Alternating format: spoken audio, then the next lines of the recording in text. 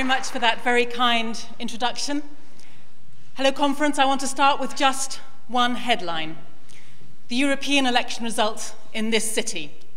Labour, 15%, Green Party, 31%. Welcome to Brighton and Hove.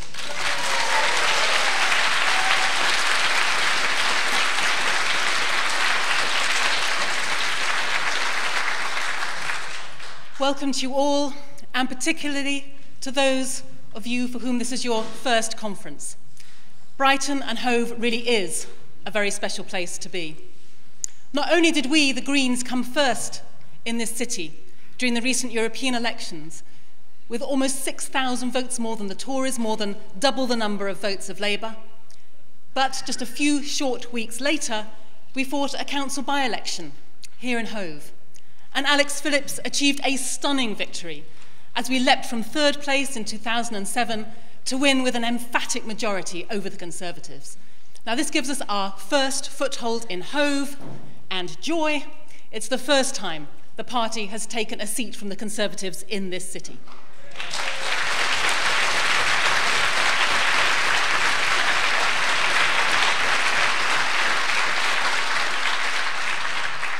We are now the equal second largest party on the council, and here in Brighton Pavilion, people genuinely see that we're on course to win one of our first seats in Westminster at the next general election.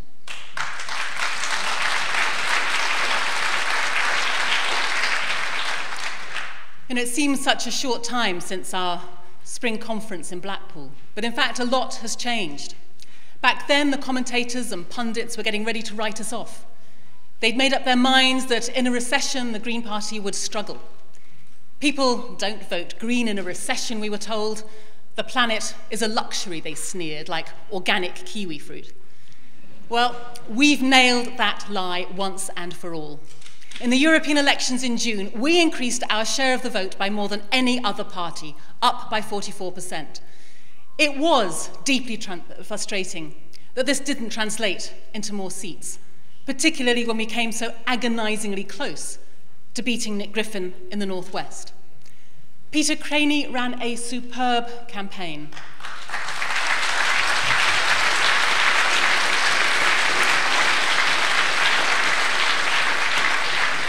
It was a superb campaign which left us just 5,000 votes short out of an electorate of well over 5 million.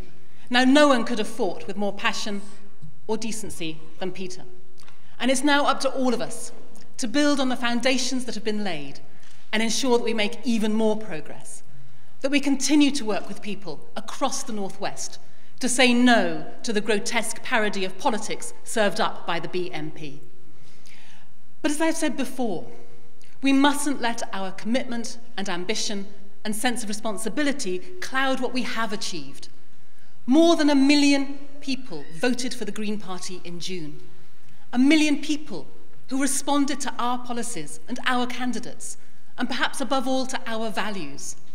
1 million voices calling out for honesty in politics, for tackling the issues that really matter, like climate change and good quality public services. 1 million people who wanted fairness from a party they could trust. What a message for the other parties.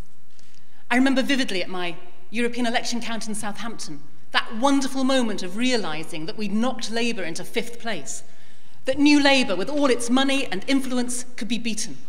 And then we'd heard that they'd done exactly the same thing in the South-West as well, and that in Manchester we beat the Conservatives with over 13% of the vote.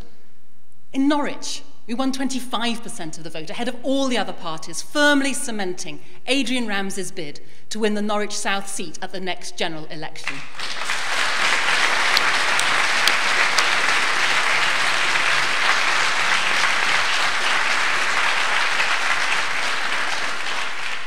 In London, Jean Lambert more than comfortably held on to her seat. And in Lewisham Deptford, Greens were neck and neck with Labour, with Darren Johnson transforming what was once a safe Labour seat into a key Green battleground. In the local elections on the same day, we broke through onto several new county councils, winning seats in Cambridgeshire, Devon, Gloucestershire and Suffolk. But that's not all. Since the spring, we've also scored our best by-election result ever. So let me take this chance to pay tribute to everyone involved in the Norwich North campaign. Running a campaign from a standing start, with nothing like the bundles of cash available to the other parties, and yet we quadrupled our share of the vote. And seeing what Norwich can do, I'm sure that even our other target seats like Lewisham and Brighton will admit that we've got something to learn about campaigning. But though fighting better campaigns and winning more votes is greatly encouraging, it's not the change that I'm most proud of since our spring conference. No, what I'm most proud of is the fact that as a party we've grown. When the image of politics and political parties could hardly be any lower, we recently gained more than 1,000 new members in just 6 weeks. And let me say to those new members, some will be here for their first time experiencing their first Green Party conference, and yes, what an experience it can be. Let me say how your commitment is so inspiring to those of us who've been here a bit longer. I know from my own first few weeks and months in the party that it can have its less inspiring moments. You come to change the world, and you get to leaflet in the rain. But you are the new generation of activists, candidates, and leaders. And the challenges this country faces are so urgent, we welcome all of your energy and ideas and creativity. But the coming winter will be a tough one for millions of people. The gap between rich and poor in this country is growing ever wider. After more than a decade of Labour government, a Labour government, inequality is higher than before they came to power. 1 in 5 children in Britain is living in poverty. And yet this government's response to the current economic crisis is creating more inequality, not reducing it. For years, Greens have been warning against the lethal cocktail of liberalisation and deregulation which have fuelled this recession. We sounded the alarm when the government failed to act decisively to prevent ordinary people being priced out of the housing market. We sounded the alarm when our hospitals and schools were attacked one after the other because of the obsession with putting profit before any other concern.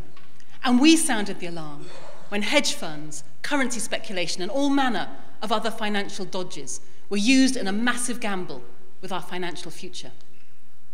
And so I think we have to ask, how many people have to lose their jobs? How many people have to lose their homes? How many businesses going under is it going to take before the other parties change their course? Only the Green Party is challenging this kind of virility competition between Cameron and Brown to see who can make the most swinging cuts in public services. You know, it might be dressed up in spin about value for money. It might be disguised by loud but empty promises not to tax the least well off. But make no mistake, under a Labour or a Tory government, this country faces more cuts and more unemployment. We face cuts in the value of pensions, the selling off of a stake in Royal Mail, and a drastic reduction in the regional rail system. And millions of people struggling to survive on paltry, if not downright, insulting social security benefits. Now, certainly some cuts we would welcome, in defence spending, for example. Though when we see how equipment and weapons budgets have been so badly managed in Afghanistan, can we really trust that even they'll get this done properly? More than 200 servicemen and women have lost their lives there, many of them my own constituents. And the Green Party's commitment to withdrawing the troops doesn't in any way detract from another commitment to ensure that our armed forces are properly led, trained and equipped when they're in the field, and properly compensated and cared for should they be injured.